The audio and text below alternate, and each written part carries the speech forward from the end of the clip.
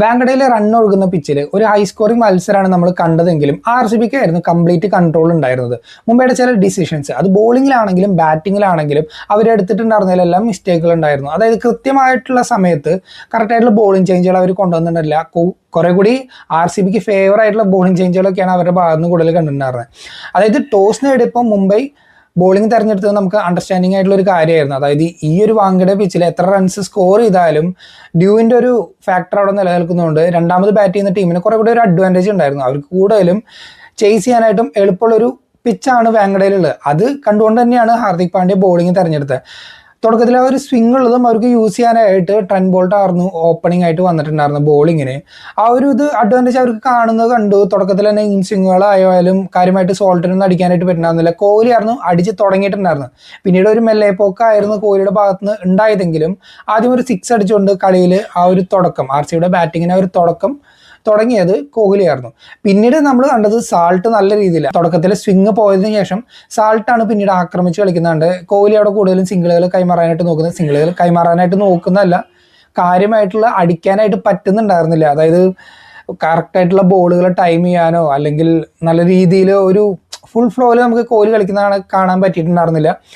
അത് ഇൽനെസ് കൊണ്ടാണോ കാര്യങ്ങൾ നമുക്കറിയില്ല. കളിക്ക് ശേഷമാണ് പിന്നീട് കോഹ്ലിക്ക് ഇൽനെസ് കാര്യങ്ങളുണ്ടെന്നുള്ളത് മനസ്സിലായി. പക്ഷേ എന്നിരുന്നാൽ പോലും സ്ട്രൈക്ക് റേറ്റ് വളരെ കുറവാണ്. 50 റൺസ് അടിച്ചെങ്കിലും 38 ബോളിൽ നിന്നാണ് കോഹ്ലി അടിച്ചിട്ടുണ്ടായിരുന്നുള്ളൂ. ഒരു 6 ആ ഫസ്റ്റ് 6 ഉള്ളത് മാത്രമാണ് ഒരു 6 ആയിട്ട് കോഹ്ലിക്ക് ഉണ്ടായിരുന്നുള്ളൂ. പക്ഷേ സോൾട്ട് ആണെങ്കിൽ ഒരു സൈഡിൽ 6 6 അടിച്ചിട്ട് കളി ഇങ്ങനെ തകർത്ത് കളിച്ചുകൊണ്ടിരിക്കുന്നത്. നല്ല ഫ്ലോയിലാണ് സോൾട്ട് കളിക്കുന്നുണ്ടായിരുന്നത്. ഈവൻ സോൾട്ടിന് എതിരെ ഒന്ന് പിടിച്ചു കിട്ടാനായിട്ട് സാന്നറൊക്കെ കൊണ്ടുവന്ന് നോക്കിയാൽ സാന്നറിനെയൊക്കെ 6 അടിച്ച് കൂട്ടിയിട്ടാണ് സോൾട്ട് തുടങ്ങിയിട്ടുണ്ടായിരുന്നത്. അപ്പം ഇതുപോലെ കളി ഒരു കൺട്രോളിൽ ഇല്ലാണ്ടായിരുന്നു തുടക്കം ഉണ്ടായിരുന്നു മുംബൈയുടെ ഭാഗത്ത് നിന്ന്. പവർ പ്ലേയിലാണെങ്കിലും ആർ സി ബി വിക്കറ്റ് പോകാണ്ട് നല്ല റൺസ് സ്കോർ ചെയ്യുന്നുണ്ട്. ഇനിയിപ്പോൾ സോൾട്ടിൻ്റെ വിക്കറ്റ് പോയപ്പോഴും വന്നിട്ടുണ്ടായിരുന്ന പട്ടീദാർ ഫസ്റ്റ് ബോൾ തന്നെ നല്ല രീതിയിൽ അടിച്ചു കളിക്കാനാണ് ശ്രമിച്ചത്. അദ്ദേഹം എത്രയും കുറച്ച് ബോളിൽ കൂടുതൽ റൺ എടുക്കാം എന്നുള്ള രീതിയിൽ ഒരു സമയത്ത് 11 ബോളിൽ 46 റൺസ് വരെ എത്തിയിട്ടുണ്ടായിരുന്നു. പിന്നീട് അവിടെ നിന്ന് 50ലേക്ക് എത്താൻ കുറച്ചുകൂടി ബോൾ എടുത്തിട്ട് അദ്ദേഹത്തിൻ്റെ വിക്കറ്റ് നഷ്ടമാകുന്നത് കണ്ടു. അതുപോലെ തന്നെ കോഹ്ലിയുടെയും വിക്കറ്റ് നഷ്ടമായി. പിന്നീട് വന്ന ഡേവിഡ് ആണെന്നുണ്ടെങ്കിലും ഷെപ്പേർഡ് ആണെങ്കിലും ലാസ്റ്റ് വരെ നിന്നിട്ട് അടിച്ചിട്ട് സ്കോർ നല്ല രീതിയിൽ ഉയർത്തിയിട്ട് 240 വരെ എത്തിച്ചിട്ടുണ്ടായിരുന്നു. അത് ഒരു വാങ്കഡെ സ്റ്റേഡിയത്തിൽ വെച്ച് നോക്കുമ്പോൾ ചേസബിൾ ആയിട്ടുള്ള ഒരു ടോട്ടലാണെന്ന് നമുക്ക് തോന്നിയിരുന്നു. അതായത് ഈ ഡ്യൂ ഫാക്ടറും അതുപോലെ തന്നെ സെക്കൻഡ് ടീമിന് കുറച്ചുകൂടി അഡ്വാൻറ്റേജും കാര്യങ്ങളെല്ലാം ഉള്ളതുകൊണ്ട് തന്നെ. പക്ഷെ മത്സരം തുടങ്ങിയപ്പോൾ റിക്കിൾട്ടൺ ഒരു സൈഡിൽ നിന്ന് അടിക്കുന്നുണ്ടായിരുന്നു. പക്ഷേ രോഹിത് ശർമ്മയ്ക്ക് കാര്യമായിട്ടുള്ള ഒരു ഫോം കണ്ടെത്താനായിട്ട് പറ്റുന്നുണ്ടായിരുന്നില്ല. പക്ഷെ അദ്ദേഹത്തിനും ഇഞ്ചുറി പ്രശ്നങ്ങൾ ഉണ്ടായിരുന്നു. ഹാംസ്ട്രിങ്ങിന് പരിക്ക് പറ്റിയിട്ട് കളിയുടെ ഇടയിൽ കുറച്ച് നേരം ഒരു ഹെൽപ്പ് എടുക്കുന്നതൊക്കെ കണ്ടു. പക്ഷേ തുടർന്ന് ബാറ്റ് ചെയ്യാനായിട്ട് അദ്ദേഹത്തിന് പറ്റുന്നുണ്ടായിരുന്നില്ല. 19 റൺസ് എടുക്കുമ്പോൾ തന്നെ റിട്ടയർഡ് ഹേർട്ടായിട്ട് കയറി പോകേണ്ടി വന്നിട്ടുണ്ടായിരുന്നു രോഹിത്തിന്. പിന്നീട് കാലിന് ഈ പരിക്ക് കാര്യങ്ങളെല്ലാം പറ്റിയത് കൊണ്ട് തന്നെ.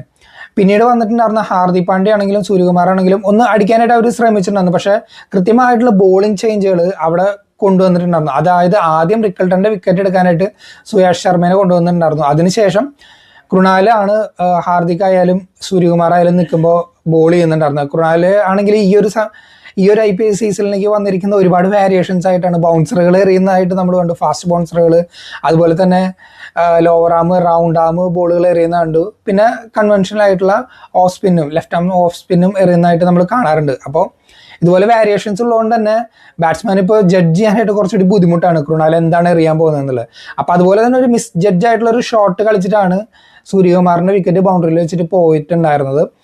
കൃണാൽ നല്ല രീതിയിൽ ഈ കളിയിൽ ബോൾ ചെയ്തിട്ടുണ്ടായിരുന്നു. കൃണാലാണെന്നുണ്ടെങ്കിലും ആ ഒരു 7 താഴെ എക്കണോമിയിൽ, അതായത് ഈ 240 റൺസ് ചേസ് ചെയ്യുമ്പോൾ 7 താഴെ എക്കണോമിയിൽ ബോൾ ചെയ്യാന്നുള്ളത് വളരെ ഡിഫിക്കൽട്ട് ആയിട്ടുള്ള ഒരു കാര്യമാണ്. അതും ഓപ്പോസിറ്റ് സൈഡിൽ നിൽക്കുന്ന ഹാർദിക് പാണ്ഡ്യ അടക്കമുള്ള തകർത്തടിക്കാൻ പറ്റുന്ന പ്ലേയേഴ്സാണ്. സുയാഷ് ആണെങ്കിലും നല്ല രീതിയിൽ ബോളിങ്ങിൽ ആ ഒരു കൺട്രോൾ കൊണ്ടുവരാനായിട്ട് ശ്രമിച്ചിട്ടുണ്ട്. പിന്നീട് ഹാർദിക് ഒരു സൈഡിൽ നിന്ന് തകർത്തടിക്കിയപ്പോൾ ഹാർദിക്കിൻ്റെ ആ ഒരു ഓഫ് സൈഡിൽ വൈഡ് ആയിട്ടുള്ള ബോളുകൾ കളിക്കുന്നുള്ള വീക്ക്നെസ് മനസ്സിലാക്കിയിട്ട് അതുപോലെ ബോൾ എറിഞ്ഞിട്ട് ഹാർദിക്കിൻ്റെ വിക്കറ്റും RCB എടുക്കുന്നത് നമ്മൾ കണ്ടു. അപ്പോൾ ഇതുപോലെ കൃത്യമായിട്ട് പ്ലാനിങ്ങുകളിലൂടെ ഇടയ്ക്കിടയ്ക്ക് വിക്കറ്റുകൾ എടുത്തിട്ട് മുംബൈനെ സമ്മർദ്ദത്തിലാക്കുന്നുണ്ടായിരുന്നു RCB. പിന്നീട് തിലക് വന്നെങ്കിലും കാര്യമായിട്ടുള്ള ഒരു കോൺട്രിബ്യൂഷൻ നടത്താൻ പറ്റിയില്ല. പക്ഷെ അതിനുശേഷം വന്ന റദർഫോർഡ് ലാസ്റ്റ് വരെ നിന്നിട്ട് അടിച്ചു കളിക്കുന്നതാണ് നമ്മൾ കണ്ടത്. മുംബൈ എന്തുകൊണ്ട് റദർഫോർഡിനെ ഇമ്പാക്ട് പ്ലെയർ ആയിട്ടാണ് കളിക്കുന്നതെങ്കിലും എന്തുകൊണ്ട് ബാറ്റിംഗ് ഓർഡറിൽ കുറച്ചുകൂടി മുമ്പ് കളിപ്പിക്കുന്നില്ല എന്നുള്ളൊരു ചോദ്യം തന്നെയാണ്. ഒന്നല്ലെങ്കിൽ ഹാർദിക് കളിക്കുന്നതിന് മുന്നെങ്കിലും റദർഫോർഡിനെ ഇറക്കായിരുന്നു. അദ്ദേഹമായിരുന്നു മുംബൈ ഇന്നിങ്സിലെ ടോപ്പ് സ്കോറർ ആയിരുന്നു. അവസാനം ഒരുപാട് സിക്സുകൾ കാര്യങ്ങളെല്ലാം അടിക്കുന്ന കണ്ടു. അവസാനം 18 റണ്ണിനാണ് തോറ്റിട്ടുണ്ടായിരുന്നത്. പക്ഷേ കുറച്ചുകൂടി മുന്നേ റദർഫോർഡ് ഇറങ്ങുകയാണെങ്കിൽ ഒരു പക്ഷേ ചിലപ്പോൾ കളിയുടെ ഗതി തന്നെ മാറിപ്പോയായിരുന്നു. അപ്പോൾ ഇത്തരത്തിൽ കുറേ ഡിസിഷൻസ് മുംബൈയുടെ ഭാഗത്ത് നിന്ന് തെറ്റായിട്ട് വരുന്നത് കണ്ടു. അതുകൊണ്ട് തന്നെയാണ് അവർക്ക് ആ ഒരു വിജയം നേടിയെടുക്കാൻ പറ്റാതിരുന്നത്. പിന്നെ വേറൊരു ഇൻട്രസ്റ്റിംഗ് ആയിട്ടുള്ള ഒരു കാര്യം കൂടി ഉള്ളത്, ബുംറയ്ക്ക് ഈ ഒരു കളിയും വിക്കറ്റ് എടുക്കാനായിട്ട് പറ്റിയിട്ടില്ല. ഇത് പഠിപ്പിച്ച് 4 കളികളിലായിട്ട് ബുംറ വിക്കറ്റ്ലെസ് ആണ്. ഏറ്റവും എക്കണോമിക്കലായിട്ട് മുംബൈ നിരയിൽ ബോൾ എറിഞ്ഞത് ബുംറയാണെന്ന് നമുക്ക് പറയാമെങ്കിലും 4 ഓവറിൽ 35 റൺസ് ബുംറ കൺസീഡ് ചെയ്തിട്ടുണ്ടായിരുന്നു. പക്ഷേ വിക്കറ്റുകൾ വരാത്തതാണ് അവരുടെ ടീമിനെ കാര്യമായിട്ട് ബാധിക്കുന്നത്. അപ്പോൾ അതുകൊണ്ട് തന്നെ ബുംറ എത്രയും പെട്ടെന്ന് ഫോം തിരിച്ച് കണ്ടെത്തിയാലാണ് മുംബൈക്ക് ആ ഒരു വിജയപാതയിൽ എത്താനായിട്ട് എന്തായാലും പറ്റുള്ളൂ.